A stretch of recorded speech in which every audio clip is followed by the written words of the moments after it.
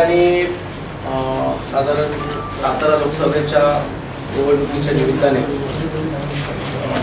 साधारण गेले काही दिवसापासून ज्या पद्धतीनं आमचे दौरे चाललेले आहेत, ज्या पद्धतीने लोकांना एक वेगळा आत्मविश्वास या ठिकाणी निर्माण झालेला आहे, याच्या संदर्भामध्ये पत्रकारांशी बोलणं गरजेचं आहे. आणि पत्रकार परिषदेच्या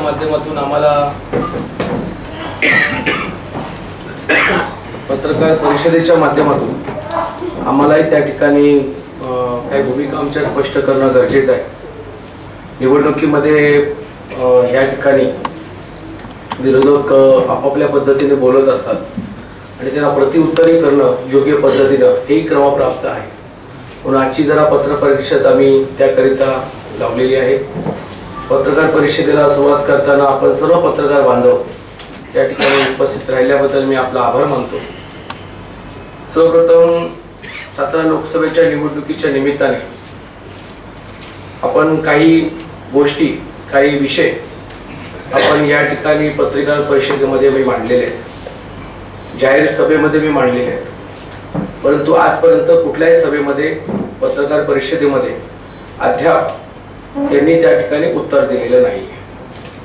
ज्यामध्ये विकास कामं आहेत, ज्यामध्ये सातारा जिल्ह्याचं औद्योगिक क्षेत्रामध्ये कशा प्रकारे ते परिवर्तन करणार आहेत, ज्यामध्ये टोल नाक्याच्या संदर्भामध्ये हा जो टोलचा झोल आहे आणि या झोलला संदर्भात ते काय करणार आहेत, असे कित्येक प्रश्न मी मांडले. दुर्भाग्याने आजपर्यंत त्यांच्या प्रश्नाला, माझ्या कुठल्याही प्रश्नाला त्यांनी अजून उत्तर दिलेलं नाही. किंबहुना त्यांच्या प्रत्येक प्रेस कॉन्फरन्समध्ये त्यांची परिस्थिती आणि त्यांची असणारी अवस्था पाहून, त्याचबरोबर त्यांचे विषय पाहून नक्कीच कुठेतरी मला विश्वास झालेला आहे की साताराबद्दल त्यांची जी काही माहिती आहे ती त्यांची अपुरी आहे. म्हणून मी परत एकदा काही प्रश्नावली घेऊन सातारकरांच्या जनतेसाठी आणि खुद्द खासदारांनाच त्या ठिकाणी काही प्रश्नावली मी विचारू इच्छितो आणि त्यांनी त्याचा खुलासा व्यवस्थितपणे शुद्धीमध्ये प्रेस कॉन्फरन्सच्या माध्यमातून करावा अशी माझी विनंती आहे. खासदार साहेबांनी 10 वर्षामध्ये संसदेमध्ये जे काही काम केलं असेल, साधारण लोकप्रतिनिधी लोकांनी मतदान केल्यानंतर ते संसदेत पोहोचले. संसदेत पोहोचल्यानंतर त्यांनी साधारण किती प्रश्न, संसदेत पोहोचल्यानंतर त्यांनी साधारण किती प्रश्न विचारले, किती प्रश्नाला त्यांनी उत्तर दिली, साधारण या प्रश्नाच्या संदर्भामध्ये त्यांची नेमकी हजेरी किती होती, किती काळ ते हजर राहिले. कारण ऑफिशियली माझ्याकडे पार्लिमेंटचे रेकॉर्ड्स आहेत, जे मला गरज वाटल्यास तर मी ते प्रसिद्ध करेन आणि ते कुणालाही वेबसाईटमध्ये मिळतात. पार्लिमेंटचे रेकॉर्ड हे हिडन एजेंडा नाही, हा ओपन एजेंडा आहे. त्याच्यामुळे त्यांनी ह्याचं व्यवस्थितपणे उत्तर द्यावं, पहिला मुद्दा. माझा दुसरा मुद्दा आहे, सातारकरांच्या प्रश्न सोडवण्याकरिता संसदेमध्ये त्यांनी किती प्रश्न विचारून किती तास चर्चेमध्ये सहभागी झाले. मला माहिती आहे की आता मी विधान परिषदेच्या वरती काम केलेलं आहे, मला त्याचं नॉलेज आहे की विधान परिषदेमध्ये बऱ्याचशा विषयावरती चर्चा येतात. शेतकऱ्यांची येते, GST बद्दल येते, त्या ठिकाणच्या वेगवेगळ्या टॅक्सेशनच्या बद्दल येते, वेगवेगळ्या मुद्द्यावरती येते, धरणाबद्दल येते, धरणग्रस्तांबद्दल येते, शहरीकरणावरती येते, बुलेट ट्रेन बद्दल पण येऊन गेलेली आहे. परंतु या सगळ्या विषयावरती आम्ही सहभागी होतो. परंतु त्यांनी आजपर्यंत केंद्रामध्ये कुठल्या चर्चेमध्ये ते सहभागी झालेले आहेत व त्यांच्याकडे जर ऑफिशियली काही डॉक्युमेंट असतील तर त्यांनी त्या आपल्या सातारकरांच्या समोर त्यांनी ते प्रसिद्ध करावे विथ ऑथेंटिकेशन. ऑथेंटिकेशन म्हणजे कॉपी पेस्ट नको, कम्प्युटरमध्ये टाईप केल्याने कॉपी पेस्ट नको. ऑथेंटिकेशन पार्लिमेंटचं त्या ऑथेंटिकेशनचं असतं, त्या ऑथेंटिकेशन प्रमाणे त्या ठिकाणी द्यावेत. साताराच्या असणाऱ्या प्रश्नासंदर्भामध्ये त्यांच्याकडनं GST आणि नोटबंदीचा उच्चार होताना मी काही ठिकाणी ऐकलं. GST हा केंद्राचा कायदा आहे, गुड्स अँड सर्व्हिसेस टॅक्स. त्यामध्ये किती दिवस डिबेट झाला, तो डिबेट केंद्रामध्ये झाल्यानंतर दोन्ही हाऊसला तो एक्सेप्ट झाला, त्यानंतर तो त्या ठिकाणी ऑल ओव्हर इंडियामध्ये लागू केला. ज्या दिवशी तो एक्सेप्ट केला तसेच प्रकारची चर्चा आमच्या विधान परिषदेमध्ये विधानसभेमध्ये झाली.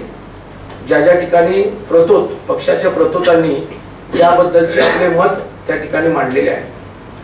माझा त्यांना एकदम सोपा प्रश्न आहे की तुम्ही जीएसटी बद्दल बोलता, गुड्स अँड सर्व्हिसेस टॅक्सच्या बद्दल, तर कमीत कमी गुड्स अँड सर्व्हिसेस टॅक्सच्या बद्दल जे सातारकरचे जे व्यापारी आहेत ज्यांच्यामुळे ते म्हणतात की जीएसटी मुळे देशाचं नुकसान झालं, तर कसं नुकसान झालं, कसं नुकसान होणार आहे असं तुम्ही पार्लिमेंटमध्ये बोललात का? कारण जीएसटी बद्दल फार मोठं अधिवेशन त्या ठिकाणी चाललं होतं. बरेच तास दिवस ही जी चर्चा झाली होती आणि मुद्दे जे होते. मग तुम्ही ज्या वेळेला लोकप्रतिनिधी म्हणून खासदार म्हणून जाता त्यावेळेला तुम्ही त्या विषयावरती बोलता का किंवा बोललात का हे त्यांनी या ठिकाणी सांगायला गरजेचं आहे.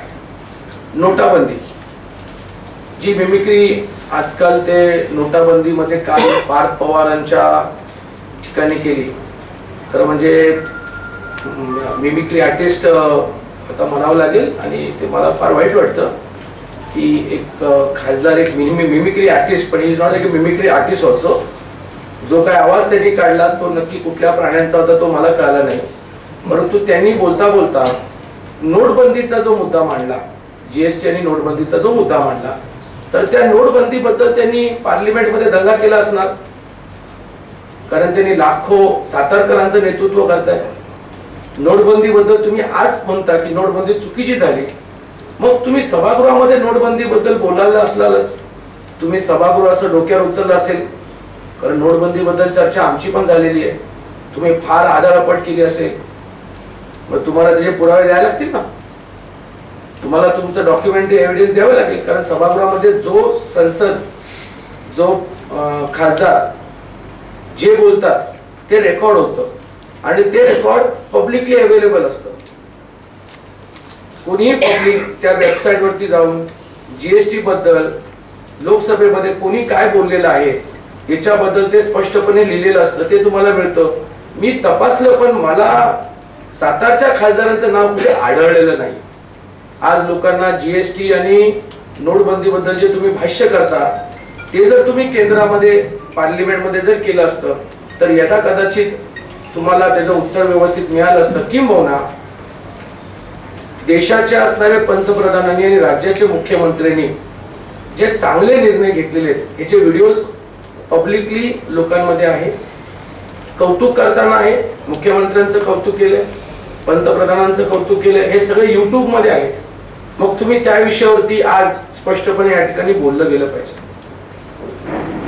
खासदार निधीचा वापर आपण कुठल्या तालुक्यामध्ये केलेला आहात याची माहिती आपण या ठिकाणी प्रसिद्धी करावी ही माझी त्या ठिकाणी मागणी राहील. खासदार म्हणून तुम्ही कुठल्या कुठल्या ठिकाणी जाऊन राज्यातून निधी जो आणला आणि जो तुम्ही देशातून निधी आणला ज्याच्याबद्दल आपण प्रेस कॉन्फरन्स मध्ये आपण जे बोलला, हे प्रेस कॉन्फरन्स मधलं पत्र आहे, हे मला आपल्याकडनंच मिळालं, एका कार्यकर्त्यांकडनं मिळालं. साधारण याची मी टोटल मारली तर प्रिंटिंग मध्ये टोटल देतात की 18,121 करोड्स. हे तुमच्याकडे तुम्ही पाहिजे झूम करू शकता, हे आहे. पण मी ज्यावेळेला याची टोटल मारली, ज्यावेळेला मी टोटल मारली त्यावेळेला याची टोटल 1,03,498 करोड्स.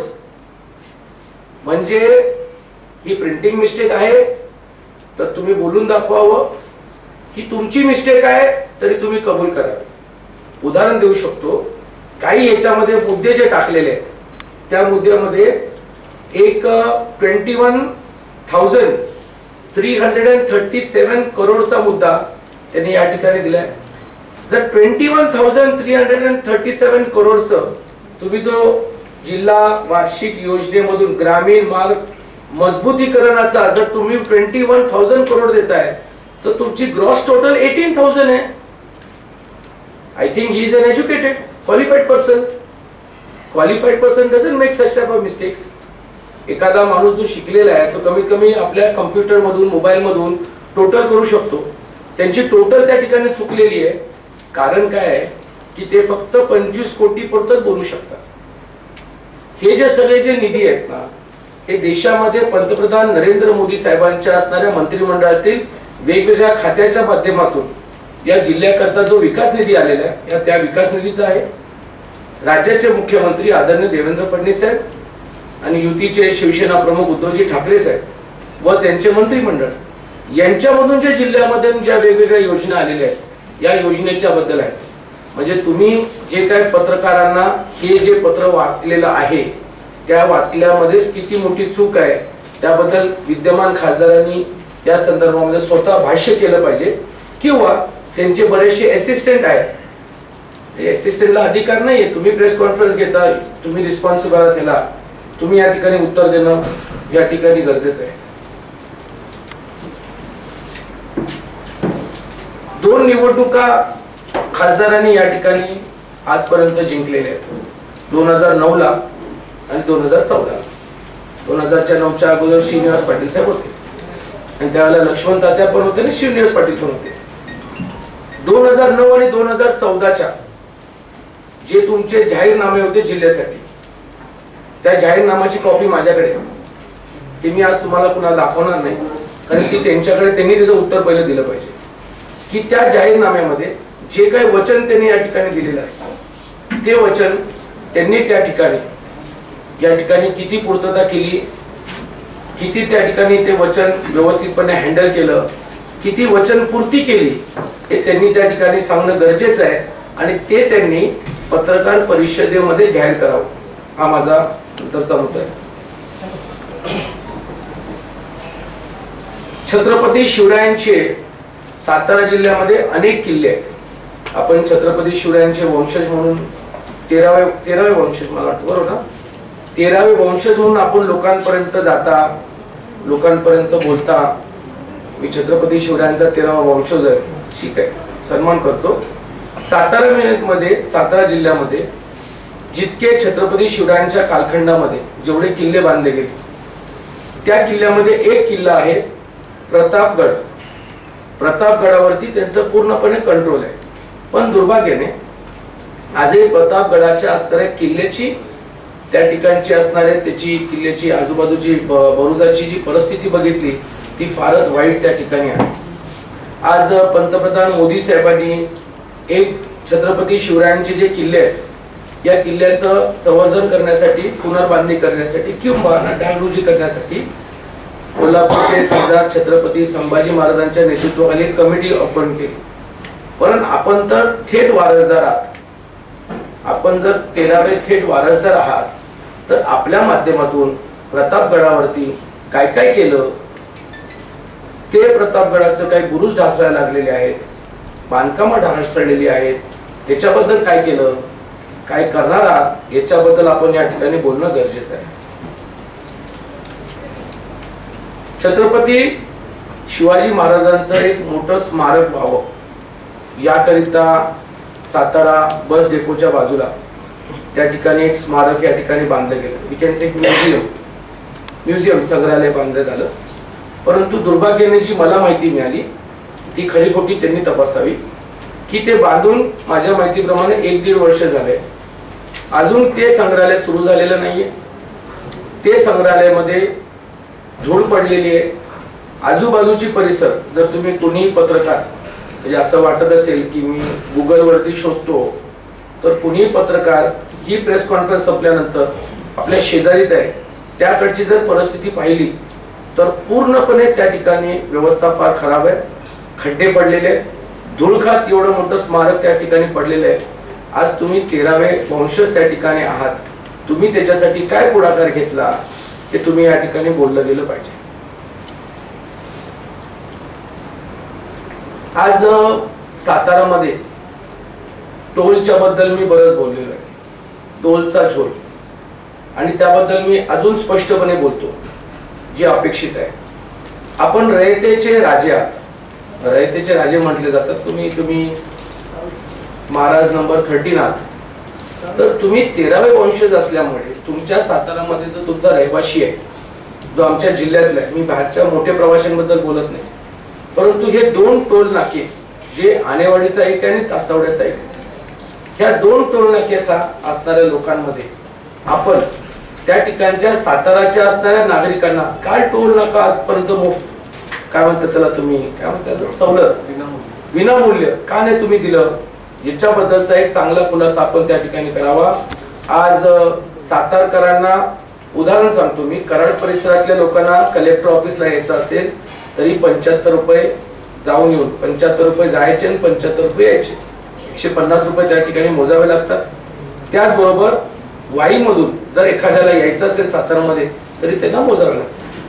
आज आपण या टोलच्या संदर्भामध्ये काय भूमिका घेतलेली आहे, का नाही गेले 10 वर्ष सातारकरांसाठी MH50 हा आमचा RTOचा क्रमांक आहे गाड्यांचा आणि MH11 हा आमचा RTOचा क्रमांक आहे.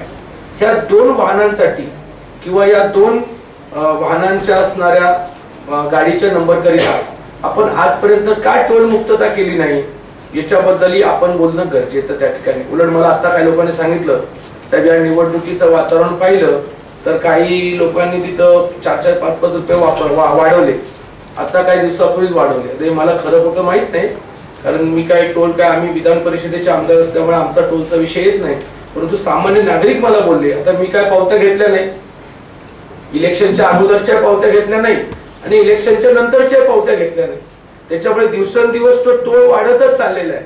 म्हणून सातारकरांसाठी तुम्ही हा निर्णय का घेतला नाही याच्याबद्दलचा आपण त्या ठिकाणी खुलासा त्या ठिकाणी करावा. आणि खासदारांचं एक कार्यालय असतं, ज्या कार्यालयामध्ये आपण तिथे जातो तिथे आपली लोक गाराणी मांडतात, आपले विषय मांडतात, यदा कदाचित काही पत्रव्यवहार असतो तो पत्रव्यवहारही त्या ठिकाणी ते करत असतात. सन्माननीय खासदारांचं ऑफिशियल ऍड्रेस, सन्माननीय खासदारांचं ऑफिशियल ऍड्रेस त्या ठिकाणी कुठेही अजून मला दिसलेलं नाही. प्रत्येक सातारच्या नागरिकांना जर काही प्रश्न असेल तर त्यांना राजवाड्यावर जावं लागतं आणि राजवाड्यावर गेल्यानंतर त्या माणसाची भेट ही निश्चित नसते. 1 तास लागेल, 2 तास लागेल, 4 तास लागेल का लागणार नाही. आणि मग ती परिस्थिती, त्या परिस्थितीमध्ये काय अनुकूलता वातावरण असेल याच्याबद्दलही त्यांनी खुलासा करावा. आणि तुमचं नेमकं ऑफिस कुठे आहे हे ऑफिस तुम्ही त्या ठिकाणी प्रेस कॉन्फरन्सच्या माध्यमातून जाहीर करा. सातारा जिल्ह्यामध्ये आता हे केंद्रातले प्रश्न मी म्हणतो, ते 2 GST आणि नोटबंदी केंद्रातले होते, हा एक केंद्रातला प्रश्न आहे. सातारा जिल्ह्यामध्ये मोठ्या प्रमाणामध्ये ऊस उत्पादक शेतकरी या ठिकाणी आहे आणि साताऱ्यामध्ये त्या शेतकऱ्यांचं आंदोलन त्या ठिकाणी होत असतं. साताऱ्यांचं जो शेतकऱ्यांचं आंदोलन आहे की ते फक्त महाराष्ट्रापुरतं मर्यादित राहत नाही, तो देशामध्ये पार्लिमेंट पर्यंत विषय जातो, संसदेमध्ये त्याच्यामध्ये चर्चा होते. आपण विद्यमान खासदार असताना कधीही सातारच्या असणाऱ्या किंवा महाराष्ट्रातल्या ऊस उत्पादक शेतकऱ्यांच्या बद्दल कधी आपण भाष्य केलंय का? कधी आपण FRA म्हणजे FRP च्या बद्दल कधी आपण भाष्य केलंय का की FRP ही शेतकऱ्यांना मिळाली पाहिजे? काही साखर कारखाने त्या ठिकाणी कमी FRP देतात, त्यामुळे अडचणी होते. राज्यामध्ये FRP वाढवण्याकरिता आपण कधी मुख्यमंत्र्यांना किंवा पंतप्रधानांना भेटून ऊस उत्पादक शेतकऱ्यांच्या बद्दल काही तुम्ही धोरणात्मक निर्णय घेतले का याच्याबद्दल आपण त्या ठिकाणी भाष्य करणं गरजेचं आहे. मंडळी, या ठिकाणी ऐतिहासिक राजवाडा छत्रपती शिवरायांचा आहे. त्याच्यानंतर प्रत्येकाने वेगवेगळे राजवाडे आपण या ठिकाणी बांधले, परंतु मला काही आमचे मित्रमंडळींनी मला असं सांगितलं की राजवाड्यामध्ये भरपूर वेळा चोऱ्या झालेल्या. याची एक पत्रकारांना मी एखादी बातमी मी फक्त मला एका आमच्या माझ्याकडे आता नाहीये, पण हे पत्रकारांना माहिती आहे की त्या संग्रहालय राजवाड्यामध्ये असणाऱ्या कोट्यावधी रुपयांची चोरी झालेली आहे. काही जुने छत्रपती शिवरायांच्या कालखंडामधील असणाऱ्या काय वास्तू ज्या राजवाड्यावरून चोऱ्या झालेल्या. पण आजपर्यंत मी जी माहिती घेतली या माहितीसाठी कुठेही पोलीस स्टेशनला तक्रारी झालेल्या नाही किंवा त्या चोरी गेलेल्या वास्तूबद्दल कुठे भाष्य झालं नाही. किंबहुना फक्त पत्रकारांनीच स्वतःच्या राजांची वास्तूमधील असणाऱ्या काय वस्तू चोरीला जातात याच्याबद्दल दुःख व्यक्त केले परंतु ऑफिशियल तक्रार करण्याचा अधिकार जो आहे तो 13व्या वंशजांना आहे, तो त्यांनी केलेलं कुठे मला तर वाचनात आलेलं नाहीये. तर आजपर्यंत चोरी गेलेल्या वास्तूबद्दल त्यांनी भाष्य केलं पाहिजे. किंबहुना यदा कदाचित लोकच म्हणायला लागलेली आहेत, साहेब आपल्या घरामधून एखादी वाटी जरी चोरीला गेली तर घरची बायको भांडते, शेजाऱ्याशी भांडते. डबा जरी गेला हरवला नवऱ्याकडनं तरी नवऱ्याशी भांडते. छत्रपतींच्या पुरातन काळातील असणाऱ्या वस्तू जर चोरीला जात असतील तर विद्यमान खासदारांनी किती आटापिटा केला पाहिजे, किती चोरांना पकडून ते मुद्देमाल परत तुम्ही या ठिकाणी जमा केले पाहिजे, शोधले पाहिजे, याच्याबद्दल तुमची भूमिका त्यांनी त्या ठिकाणी स्पष्ट करावी. सातारा नगर परिषद हा एक फार मोठा माझ्या माहितीप्रमाणे एक अड्डा आहे. अड्डा मी अड्डा यासाठी म्हणतो की मी आज त्याच्याबद्दल जास्त भाष्य करणार नाही. माझ्याकडे बरेचसे काही मुद्दे सातारा नगर परिषदेच्या बद्दल या ठिकाणी आलेले आहेत आणि एकदम सगळं काही मी सोडणार नाही, कारण त्यांनाही आता इतकी मोठी प्रश्नावलीची उत्तर द्यायची आणि ती फार अशी शुद्धीमध्ये द्यायची. त्याच्यामध्ये टप्प्याटप्प्यामध्ये मी त्यांना प्रश्न विचारणार आहे. तर कृपया करून तुम्ही त्या ठिकाणी त्या असणाऱ्या सातारा नगर परिषदेच्या संदर्भामध्ये आपली भूमिका त्यांनी स्पष्ट करावी. नगर परिषदेमध्ये काय काय चुकीचं होतंय, काय काय वाईट कामं झालेली आहेत, काय काय माल पाठवला गेला किंवा काय काय माल पाठवला न जाताही त्याची बिलं लावली जातात. कमी दर्जाचा माल तो कसा तिथे येतो, कोण कोण त्याच्यामधलं मलिदा खातोय, ही सगळी माहिती पुढच्या येणाऱ्या पत्रकार परिषदेमध्ये या ठिकाणी मी आपल्याला सांगणार आहे. आज फार वाईट वाटतं की छत्रपती शिवरायांनी मोगलांच्या काळामध्ये जो जिचकर कर म्हणून होता, जो मोगलांनी लावला होता, त्या कराबद्दल छत्रपती शिवाजी महाराजांनी, छत्रपती संभाजी महाराजांनी त्याचा विरोध केला होता आणि तो कर कालांतराने बंद करण्यात आला. परंतु आज सातारामधील असणाऱ्या जनतेवरती, काही तालुक्यांमध्ये स्पेसिफिकली काही शेतकऱ्यांच्या वरती, साधारण 4 किंवा 5 हजार शेतकऱ्यांच्या जमिनीवरती त्या ठिकाणी भवानी माते ट्रस्ट त्या ठिकाणी शिक्के लावले. आपल्याला कल्पना आहे की भवानी मातेचा ट्रस्टचा शिक्केचा अर्थ काय असतो, म्हणून त्यांनी त्याचा खुलासा करावा आणि ह्याच्याबद्दलही त्यांनी भाष्य करावं, जेणेकरून लोकांपर्यंत खरी भावना या ठिकाणी गेलेली. शेवटचा मुद्दा म्हणताय ना, आपल्या सातारकरांच्या असणाऱ्या जनतेने काही खाजगी असणाऱ्या इन्व्हेस्टरकडे पैसे गुंतवले होते.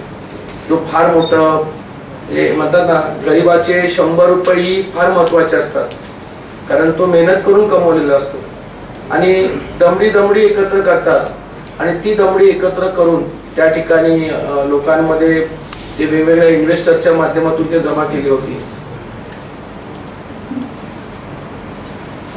For example pan India limited, twinkles, pan card, Samruddhi Jeevan, Sai Prasad, groups of company, मैथाली.com अशा कंपन्यांच्या माध्यमातून साधारण पॅन इंडिया कंपनीला 700 करोड रुपये, ट्विंकल मध्ये 500 करोड रुपये, पॅन कार्ड मध्ये 75, समृद्धी जीवनामध्ये 110 कोटी रुपये, साई प्रसाद मध्ये 250 कोटी रुपये अशा सातारकरांच्या नागरिकांनी स्वतःचे पैसे या ठिकाणी गुंतवले गेले होते. त्या गुंतवलेल्या लोकांनी त्या पैशाचा दुरुपयोग केला. जनतेला तर काय त्याचा मोबदला मिळाला नाही, परंतु ते या ठिकाणी पळून गेले आणि म्हणून ह्या गुंतवणूक करणाऱ्या असणाऱ्या लोकांच्या पाठीशी आम्ही त्या ठिकाणी, माझा पक्ष, शिवसेना आणि भारतीय जनता पक्ष, आमचे मित्र पक्ष, आम्ही सगळे या जनतेच्या पाठी उभा राहून या जनतेला न्याय मिळवून देण्याकरिता आम्ही पूर्णपणे त्या ठिकाणी पाठीशी उभा राहणार. यांची पूर्ण पैशाची वसुली व्हावी, वसुली करण्याकरिता पण आम्ही त्या ठिकाणी उभे राहतो. बराचसा विषय मी या ठिकाणी मांडलेला आहे आणि आजच्या पत्रकार परिषदेमध्ये मी फक्त तुम्हाला पॉइंट्स मांडलेले आणि या पॉइंट्सच्या आधारावरती त्यांनी या पॉइंटचा खुलासा करावा. दुसऱ्या कुणाकडनं खुलासा होण्याकरिता विद्यमान खासदार ज्यांनी 10 वर्ष या जिल्ह्यावरती खासदार म्हणून जे काही काम केलेलं आहे त्याच्याबद्दल त्यांनी खुलासा करावा, एवढीच विनंती.